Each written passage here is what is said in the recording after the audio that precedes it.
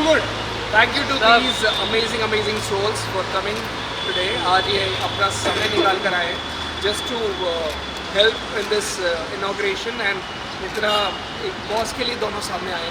So मैं इनको दिल से thank you बोलता हूँ कि because it takes a task to come down. मुझे खुद आने में 2.5 घंटे लगे from Bandra. So really grateful to these amazing friends of mine who are so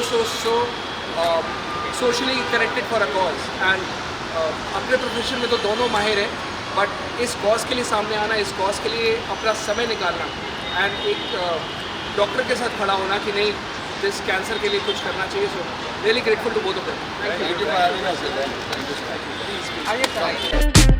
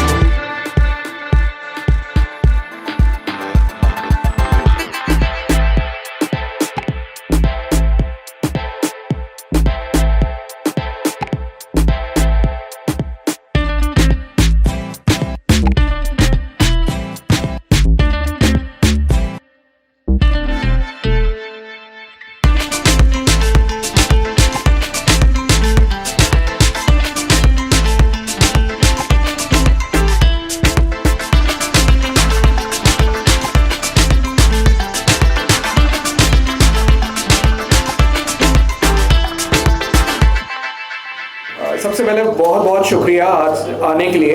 I am really grateful to each one of you for coming today and taking our time and being a part of this wonderful centre जो दुआओं से बना है, blessing से बना है.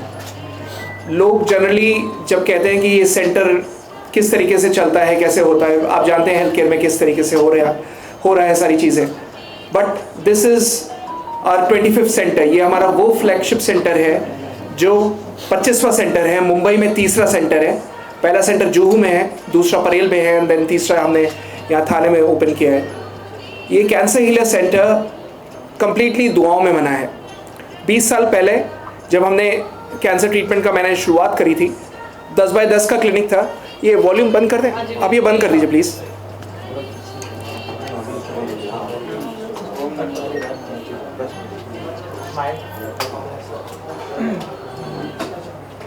Thank you. तो 20 साल पहले जब शुरुआत हुई थी तो 10x10 का क्लिनिक था. मैं ही रिसेप्शन पे बैठता था, मैं ही डॉक्टर था, मैं ही, बिकॉज उस समय लिमिटेड अमाउंट होता था, लिमिटेड सारे रिसोर्सेज थे. फादर मेरे कैंसर की प्रैक्टिस करते थे एंड देन उस समय साल भर में 1 या 2 केसेस होते थे कैंसर में. आज किसी ना किसी के परिवार में, किसी ना किसी के दोस्त को, किसी ना किसी के फैमिली मेंबर को, किसी ना किसी के जानकार को कैंसर हो रहा है. और यही रीज़न है जब लोगों को वो सपोर्ट चाहिए, वो ट्रीटमेंट चाहिए जो आपके अंदर चेंजेस ला सके. जब 20 साल पहले जब ये सेंटर स्टार्ट हुआ था तब इट वॉज 10x10, बट कहते हैं ना कि कृपा और हवा दिखाई नहीं देती. सो वैसे ही ये पूरा सेंटर कृपा से, एक सेंटर 10x10 के छोटे सेंटर से आज ये इतने जो भी इसका साइज है, पूरा कृपा, ब्लेसिंग्स एंड दुआओं से बना है. जब मरीज़ हमारे पास आता है तो अकेले मरीज़ को हम नहीं बचाते, उसके परिवार को बचाते हैं. और यही रीज़न है आज इंडिया में कैंसर ट्रीटमेंट में अगर कोई कीमोथेरेपी या इम्यूनोथेरेपी या सर्जरी या रेडिएशन लेता है, ऐसा होता नहीं कि वो कैंसर हीलर सेंटर का ट्रीटमेंट ना ले, क्योंकि ये वो ट्रीटमेंट है जिसका कोई साइड इफ़ेक्ट्स नहीं है, कोई दुष्प्रभाव नहीं है, कोई आपके बाल नहीं झड़ते, कोई नोजिया, वॉमिटिंग कुछ नहीं होता. और यही रीज़न है जितने मरीज़ जो तड़प रहे होते हैं, एक्चुअली कैंसर का मरीज़ नहीं तड़पता, कैंसर के इलाज से तड़प जाता है और उसको वो सपोर्ट चाहिए. वो कहता है, मेरे पास पेशेंट जब आते हैं तो कहते हैं डॉक्टर साहब प्लीज़ मेरे फैमिली को समझाइए, मुझे कीमो कराने नहीं जाना, मैं मर जाऊँगी लेकिन कीमो कराने नहीं जाऊँगी. 70 साल की उम्र में डॉक्टर्स पेशेंट को कह देते हैं कि घर ले जाओ, सेवा करो, अब कुछ नहीं हो सकता. और हिंदू फैमिली के हिसाब से अगर आप समझते हो कि गायदान करा दिया, बोल दिया कि अब कुछ नहीं हो सकता, it is an and stage, उस हालत में मरीज़ हमारे पास आता है. और मुझे बहुत गर्व हो रहा है, मुझे बहुत खुशी हो रही है ये कहने में कि अगर ऊपर वाले ने उम्र दी है उसकी, तो उसको कैंसर से डेथ नहीं होती, वो कैंसर से नहीं मरता। और यही रीज़न है कैंसर हीलर सेंटर का जो ट्रीटमेंट है, वर्ल्ड हेल्थ ऑर्गेनाइजेशन WHO ने हमारे सेंटर को और हमारे ट्रीटमेंट को अप्रिशिएट किया है और बोला है कि कैंसर में cancer healer centre is doing and delivering amazing success rates. तो अगर आप वेबसाइट पे जाएंगे तो वेबसाइट पे आपको WHO का लेटर भी दिखेगा। किसी प्रेसिडेंट ऑफ इंडिया, किसी प्राइम मिनिस्टर या किसी गवर्नर ने हमें लेटर नहीं दिया, किसी एम्बेसडर ने लेटर नहीं दिया। WHO किसी का रिश्तेदार नहीं है। WHO works on success rates and deliveries. So imagine अगर कोई पेशेंट हमारे पास आता है कैंसर का, तो जो क्योर होता है हम उसको वापस उसी हॉस्पिटल में, उसी ट्रीटमेंट में, उसी ट्रीटमेंट सेंटर में, उसी क्लिनिक पर वापस भेजते हैं जहाँ पर उसको बताया था कि कैंसर हुआ है, और वहीं पर ही उसकी रिपोर्ट्स नॉर्मल आ जाती है। So this is how cancer healer centre works, this is how we do it. और मैं बहुत बहुत बहुत शुक्रगुजार हूँ इन दो दोस्तों का जो अमेजिंग सोल्स है, बहुत अमेजिंग लोग हैं, Rohit and Sudhanshu, who have come forward, जो आगे आए और उन्होंने बोला कि तरंग हम यार तेरे इस कॉज के लिए खड़े रहेंगे, साथ में रहेंगे, साथ में बैठेंगे, and we like to attend. आसान नहीं है मुंबई में इतनी दूर 2.5 घंटे ट्रैवल करके आना थाने तक, but they took out time and they are, you can see how fit they are, you can see how well focused they are. हर किसी का शेड्यूल बना रहता है, so obviously being such amazing celebrities they have their own schedule set, but फिर भी एक doctor के लिए खड़ा होना, एक बताना कि नहीं जो आप कर रहे हो आप लगे रहो, हम आपके साथ हैं, इसके लिए एक कॉज के लिए आगे आना। बिकॉज पार्टी करने तो दुनिया आ जाती है, सेलिब्रेट करने कुछ भी आ जाता है, किसी ओपनिंग में हर कोई आ जाता है, बट एक सेंटर के इनॉग्रेशन में आना जहाँ पर एक कैंसर हीलिंग हो रही है, I think this talks a lot about their heart. इनके दिल की बात बताता है, इनके सोल की बात बताता है कि कितना प्योर हार्ट है, कितना प्योर सोल है। कि कैंसर मरीज, मतलब when I was discussing with them, they said कि तरंग यार मैंने देखा है कैंसर मरीजों को रोते हुए, और जब वो उनको जब कैंसर होता है ना, उनका घर बर्बाद हो जाता है, तड़प जाते हैं, and they are left with nothing. And when you are doing something, I am not coming for you, मैं उन मरीजों के लिए आना चाहता हूँ जो अपने आप को अकेला समझते हैं, क्योंकि उनके साथ भी अगर उनका परिवार खड़ा है तो हमें भी तेरे साथ खड़ा रहना है। So I am really grateful to each one of them. Can we have a big round of applause for these two amazing souls? That's very sweet of you. I would request each one of them to speak something. Sudhanshu, over to you. सबसे पहले तो आपको बहुत बहुत बधाई doctor तरंग। आप लोग आपने जो जो बातें अभी कही, मैं उन्हें वो बातों को रिपीट करने की ज़रूरत नहीं है, लेकिन मैं ये ज़रूर कहूँगा कि मैं बहुत प्लेजेंटली सरप्राइज्ड हूँ कि आपने इतना बड़ा लेवल अचीव किया है, और वो भी ऐसी दिशा में जिस दिशा में आज पूरी दुनिया भागना चाहती है, और उसे कहते हैं होलिस्टिक ट्रीटमेंट। मैं कल एक बड़ी कमाल की चीज़ देख रहा था कहीं पे, वीडियो था जिसमें किसी ने ब्रिटिश एरा के टाइम की एक बात कही थी कि जो भारत के किसान होते थे उनको डिफाइन किया था किसी अंग्रेज ने उस समय जब वो लोग आए थे हिंदुस्तान में, और उन्होंने एक्सप्लेन किया था कि भारत का जो किसान है वो कितना फिट है, कितना मस्कुलर होता है, कितने चौड़े कंधे होते हैं, कितने लंबे चौड़े होते हैं, और कैसी उनकी आज की डेट में, अगर आज की भाषा में कहूँ तो रिफ्ट बॉडीज जो हैं वो उस समय हिंदुस्तान के किसान की हुआ करती थी। यानी कि आमतौर पे जो हमारी आम जनता होती थी, हम लोग किसानों का ही तो देश है हमारा। तो मेरा ये मानना है कि उस समय हमारे देश में जो भी लोग थे वो बड़े हेल्दी थे, क्योंकि बहुत ऑर्गेनिक खाना था, जिसको आज हम लोग ऑर्गेनिक बोलते हैं, तब वो बड़ी नॉर्मल चीज़ थी। उसमें कोई पेस्टिसाइड नहीं डलते थे, उसमें कोई और चीज़ें केमिकल्स नहीं डलते थे, तो बड़ा रियल खाना होता था, रियल लाइफ होती थी। हमारे देश की आबो हवा, वैसे भी हम लोग देवभूमि के लोग हैं, तो हमारी जो हवा है वो वैसे भी बड़ी दिव्य है। तभी तो यहाँ पे जो है सनातन आज तक संभला हुआ है। और मुझे ऐसा लगता है कि हम लोग एक ऐसे देश को बिलोंग करते हैं जहाँ पे हमने बहुत एक तरह से जो शुद्ध पर्यावरण, शुद्ध विचार, हर तरह की शुद्धता में पनपे हुए लोग हैं हम लोग।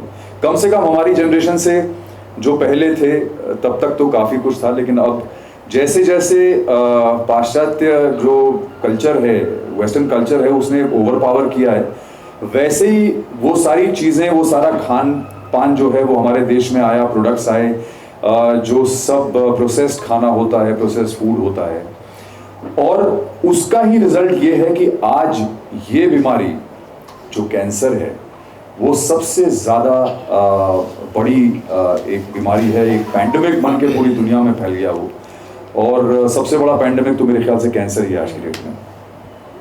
और उसकी सबसे बड़ी वजह यही है कि जो हमारा लाइफस्टाइल, जो हमारे किसान, जिन लोगों को एक्सप्लेन किया था किसी अंग्रेज ने, वो ना तो लाइफस्टाइल रह गया है और ना ही वैसी आबो हवा रह गई है। तो इसलिए अब जो है वो कैंसर बहुत ज़्यादा फैलता जा रहा है, और हर चीज़ की शुरुआत मैं मानता हूँ कि दिमाग से होती है। तो जैसे जैसे खाना बदला, जैसे जैसे पेस्टिसाइड्स हमारे पेट में जाने लगे, वैसे वैसे हमारे विचारों की शुद्धता भी खत्म होती गई। वैचारिक शुद्धता जैसे जैसे खत्म हो रही है, वैसे वैसे हमारे ब्लड में पित्त लेवल बढ़ता जा रहा है, और जैसे जैसे पित्त बढ़ता है वैसे वैसे कैंसर हम लोगों को पूरी तरह से हमारे शरीर पे कब्जा करता जा रहा है। तो ये जो होलिस्टिक हीलिंग वाली जो बात कर रहे थे, और जैसा ये लोग इनके जो सेंटर्स हैं उसमें प्रैक्टिस ही वही हो रही है कि कैंसर का ट्रीटमेंट सिर्फ कैंसर का ट्रीटमेंट नहीं होना चाहिए, उसमें सिर्फ वो इंसान जिसको कैंसर है वही नहीं प्रभावित है, उसका पूरा परिवार जो है वो प्रभावित होता है उससे। हर इंसान के हर फैमिली मेंबर के मन में एक डर होता है, एक भय होता है।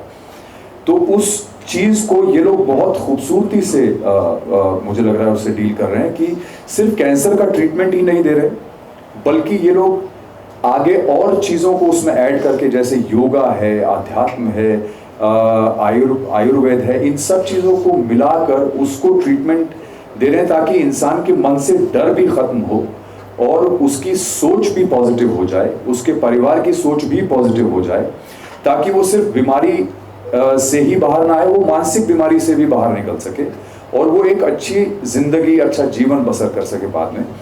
तो वैसे तो बात करने के लिए बहुत कुछ है, मैं बोलता चला जाऊंगा तो बोलता ही चला जाऊंगा, उसका कोई अंत नहीं है। लेकिन मुझे लगता है कि मेरी जो भी मैं कहना चाह रहा था शायद वो आप लोग समझ गए होंगे, बट मैं आपका धन्यवाद करना चाहूँगा कि भगवान करे किसी को कैंसर जैसी बीमारी ना हो, किसी को नहीं होनी चाहिए, बहुत बुरी बीमारी है।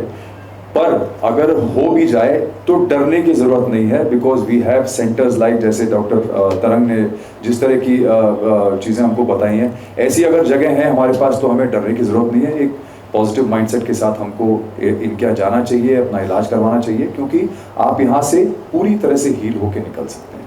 तो आपका बहुत बहुत धन्यवाद और all the best for future. Thank you, thank you. Rohit, over to you. सबसे पहले thank you members of the press for being here. So Doc, instead of you thanking us, I'd like to thank you on behalf of Sudhanshu and me that आपने एक बहुत ही special day पर, जहाँ पे आपकी silver jubilee centre की opening है, वहाँ पे आपने हमें शामिल किया है। मेरा ये मानना है कि ये सारी चीज़ें लिखी हुई रहती है। We were supposed to be here, the traffic notwithstanding. Just to give you, both of them have covered everything that I could have said. So just keeping it short, I have been associated with the Cancer Aid Association of India for the last 10 odd years, and I've been working with them for a long time. But this is incredibly special because it's non-invasive, it doesn't have any side effects, and the success rate of beating cancer is very high. Immunotherapy is something that everybody should look at, and from where you started to where you've reached, I think it's a very inspiring journey, Doc. Thank you. Truly inspiring. मेरे परिवार में दो बहुत ही करीबी ऐसे लोग हैं जिन्हें पिछले 4 साल में कैंसर हुआ है, 2 of them.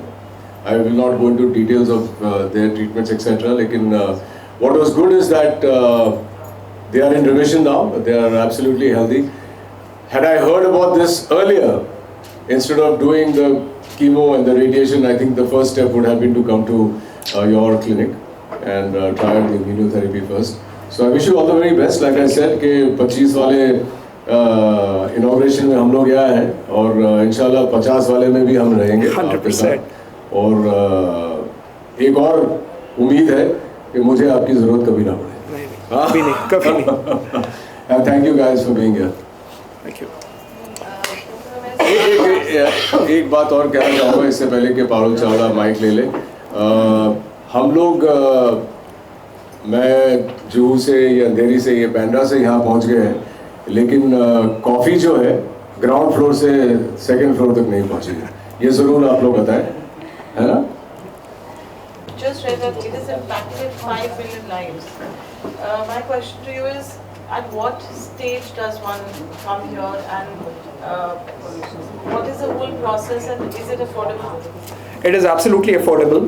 It is much cheaper than other modalities. जितने रेडिएशन, कीमो और सर्जरी में आपका लगता है उसे 1/10 expense में this treatment is possible and this treatment is done.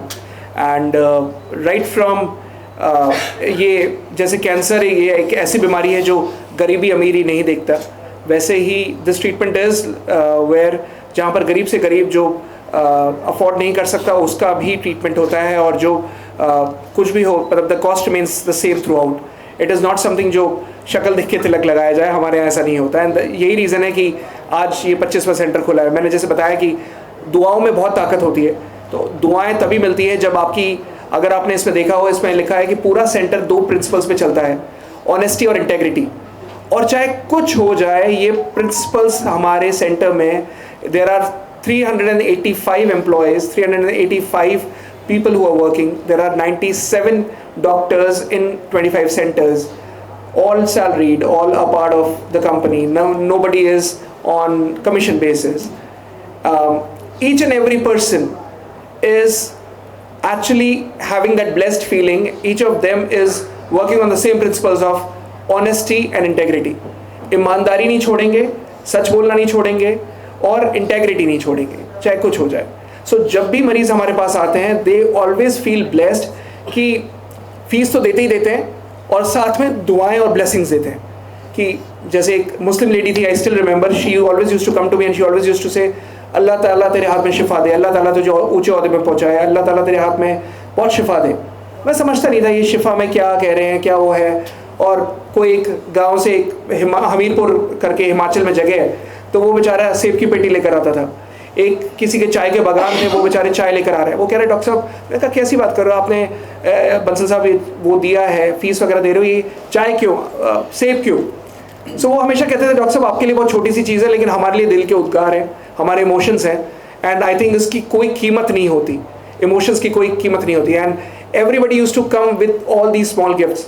एक नेपाल की लेडी है जो क्योर हुई 92 ईयर्स में, मिस बरुआ, एंड ऑब्वियसली नाम चेंज कर रहा हूँ, तो 92 ईयर्स में, और 92 ईयर्स में वो बेचारी जब उनकी फैमिली आई हमारे पास, तो वो खुखरी अच्छी सी प्रॉपर बनाकर गिफ्ट पैक में लेकर आई कि डॉक्टर साहब मैं नेपाल के आपको वो दे रही हूँ कि जिस तरीके से ये खुखरी ने हमारे देश को बचा के रखा है, आपका ट्रीटमेंट हमारे इम्यून सिस्टम को बचा के रखता है कि कैंसर को भी हरा दिया हमने, और हमें पता है कि मुझे दोबारा आगे नहीं होगा. 92 ईयर्स में वो बेचारी आशीर्वाद देने आई थी. जो यंगेस्ट पेशेंट कैंसर इलाज सेंटर में आया है, इमेजिन करिए वो कितने दिन का होगा, 10 दिन का. और 10 दिन में उसको ब्लड कैंसर डायग्नोज हुआ था. And with complete humility I would say this कि जब वो 1.5 साल का हुआ उसकी रिपोर्ट्स नॉर्मल आई थी. So it is by the blessings of, I would say, the universe. I would say it's a blessing from God. I would say शायद ऊपर वाले ने वो शिद्दत दी है कि, and through this medium we want to take it to the world, कि आप लोगों के थ्रू लोगों को ये पता चले कि कैंसर हो गया तो ये ना सोचे कि मरना निश्चित है. ऐसा नहीं होता. कैंसर हो गया तो आप घबराने की ज़रूरत नहीं है. जैसे सुधांशु ने कहा, कैंसर इलाज सेंटर है, और जब तक कैंसर इलाज सेंटर है ऐसा नहीं हो सकता अगर ऊपर वाले से नहीं आई है, ये नहीं होगा कि आपकी कैंसर से लाइफ जाए, bye the grace of God. At what stage, God forbid, if someone has to be here, at what stage do they need to visit cancer center? बड़ी पिटी सिचुएशन है पारुल, दैट हमारे यहाँ जो पेशेंट्स आते हैं majorly stage 4 के आते हैं. अगर क्योंकि वो सब कीमो, रेडिएशन, सर्जरी सब करा कर आते हैं, वंस दे फील हेल्पलेस, तब उन्हें मरता क्या ना करता वाले मोड में आते हैं, जहाँ पर चलो कुछ ना नहीं कर रहे तो कैंसर सेंटर. अब bye the grace of God जितनी अवेयरनेस हो रही है, जिस तरीके से रीच हो रही है, so now 40% of those are जो सोच लेते हैं कि हमें कीमो नहीं करानी, हमें ये ट्रीटमेंट कराना है, या फिर अगर कीमो चल भी रही है तो कीमो के साइड इफेक्ट्स ना आए तो हमें ये ट्रीटमेंट चलाना है. सो 40% वो आते हैं जो अर्ली स्टेजेस के हैं, 60% अभी भी वो आते हैं जो स्टेज 4 के हैं, जिन्हें डॉक्टर्स कह देते हैं घर ले जाओ सेवा करो। और इमेजिन अगर हम स्टेज 4 में इतने हाई सक्सेस रेट्स दे रहे हैं, तो अगर अर्ली स्टेज में आ जाएं तो I think I have a question here. Yeah. So, like we were discussing radiation, chemotherapy, and immunotherapy. Is it possible to treat all types of cancer with just immunotherapy? it is possible to treat all types of cancer except those जहाँ पर suppose intestine का cancer है, हाथों का cancer है और वो perforation की स्टेज पर आ गया है या फटने की स्टेज पर आ रहा है, या फिर बोन कैंसर है जिसको हम ऑस्टियोजेनिक सार्कोमा कहते हैं। बोन कैंसर है जहाँ पर चल नहीं पा रहे और बहुत ज़्यादा ट्यूमर बाहर निकल गया है एंड उसको ऑपरेट कराना मजबूरी है। तो जहाँ पर सर्जरी मजबूरी है वहाँ पर yes it is required. It doesn't work for all types of cancer और हर कैंसर का इलाज अलग अलग है। इम्यूनोथेरेपी में हमारे यहाँ ऐसा नहीं है कि one magic works for all, it is not like that. It is a cell based treatment, so cell specific होता है, इट इज़ वेरी साइंटिफिक, तभी WHO जैसी संस्था अप्रिशिएट कर रही है। So very cell specific and there are certain cancers which we don't treat, जैसे intestinal cancer we don't treat. Osteogenic sarcoma जहाँ पर सर्जरी या एम्पुटेशन ज़रूरी है वो हम नहीं लेते। बट अदरवाइज अगर ब्रेस्ट कैंसर है, लंग कैंसर है, ब्लड कैंसर है, बोन कैंसर है, लिवर कैंसर है, the success rates are very high by the grace of God. या तदन I have a question like आपने काफ़ी अच्छी बातें की और बहुत सारा हमारे दिमाग में एक डर था शायद जो दूर किया। आई थिंक ऐसा पब्लिक के माइंड में भी काफ़ी डर होगा। सबसे पहला डर ये रहता है कि कॉस्ट बहुत ज़्यादा है और टेंशन फैमिली सब लेती है, तो उस हिसाब से कंपैरेटिवली जो नॉर्मल कैंसर के ट्रीटमेंट है उससे आपका कितना % या किस तरह से कम है और कितना फ़ायदेमंद है? क्योंकि कई बार ये भी देखा गया कई लोगों को कैंसर ठीक होने के बाद भी उनकी डेथ रिलैप्स आ जाता है, रेकरेंस आ जाता है कैंसर। So the good thing about our treatment is कि हमारे ट्रीटमेंट के बाद recurrence has been zero. Recurrence has been zero. अगर more than 1 lakh cases have been cured, अगर 1 लाख से ज़्यादा केसेस क्योर हुए हैं by the grace of God, आज तक कोई भी केस रेकरेंस होकर नहीं आया। क्योंकि हम लोग, अगर आपने, मैं बहुत ही सिंपल भाषा में समझाता हूँ, एक पेड़ है, आप पेड़ की टहनियों को ट्रीट करते रहें और जड़ों में दीमक लगी, आप वो वापस दोबारा फैल जाएगी आप जब उसके टहनियों पे दवा डालते रहेंगे। तो हम जड़ को ट्रीट करते हैं, we work on the root cause. और जब जड़ को आप ट्रीट करते हो, जब आप होलिस्टिक हीलिंग होती है, जैसे जब आपने इम्यून सिस्टम को हील कराया, जो जड़ है, जिसके एक चीज़ याद रखिए, कैंसर होता क्यों है, 4 वर्ड्स हैं। अगर ये 4 वर्ड्स आपने समझ लिए, आप कैंसर को समय रहते पकड़ सकते हो। Constant irritation causes cancer. कोई भी चीज़ अगर लगातार कॉन्स्टेंटली इरिटेट कर रही है, फिजिकली, मेंटली, स्पिरिचुअली या फिर इमोशनली, ज़्यादा स्ट्रेस से भी कैंसर होता है। स्ट्रेस मेंटेन करना आना चाहिए। फिजिकली अगर बार बार किसी का दांतों के बीच में गाल कट रहा है, it may lead to C ए चीक, गाल का कैंसर हो सकता है। कोई लंप है, पेट बार बार खराब हो रहा है, कुछ भी खाया पेट खराब हो गया, उन्हें लगा कि IBS है, बाकी प्रॉब्लम है, हाथों की परेशानी है, but it might lead to C A colon. Cancer हमेशा साइन देता है, आपको पकड़ना आना चाहिए। He has said it very right कि हर एक कोई भी चीज़ प्योर नहीं है। दूध जो आप पी रहे हो वो ऑक्सीटोसिन इंजेक्शन लगा कर दिया जा रहा है, so milk is not pure, it causes inflammation. जो सब्जी आप खा रहे हो उसमें पेस्टिसाइड्स छिड़के हुए हैं। जो पपीता आप खा रहे हो वो कार्बाइड से पकाया गया है। जो आम आप खा रहे हो वो कार्बाइड से पकाया गया है। बाकी सारी सब्जियों पे DDT और मेलेथियोन जैसे इंसेक्टिसाइड्स छिड़के गए हैं। बंद कमरों में आपने मॉस्किटो रिपेलेंट लगाया हुआ है जो आप इनहेल कर रहे हो। व्हेन नथिंग इज प्योर, तो कम से कम खुद के इम्यून सिस्टम को तो बेहतर कर लो, which works with our treatment. जहाँ पर हम दवाइयाँ जो देते हैं वो इम्यून सिस्टम को इतना ज़्यादा बढ़ाता है, नॉर्मल सेल एक्टिव होते हैं और नॉर्मल सेल कैंसर सेल को ख़त्म करते हैं। A, it is economical, it is cheaper, and B, दोबारा लौट कर नहीं आता बिकॉज हमने जड़ को ठीक किया। And I think you answered his question earlier by 1/10 खर्चा है इसमें, जो नॉर्मल खर्चा होता है उससे 1/10 खर्चा है इसमें। और टाइम फ्रेम की अगर बात करें तो एक टाइम भी प्रोसेस से एक लंबा टाइम जाता है, तो वो उसमें भी क्या डिफरेंशिएशन है? मतलब कम हमारा maximum duration is 10 months to 15 months। 15 महीने के ऊपर किसी का इलाज नहीं चलता। Thank you, thank you, thank you.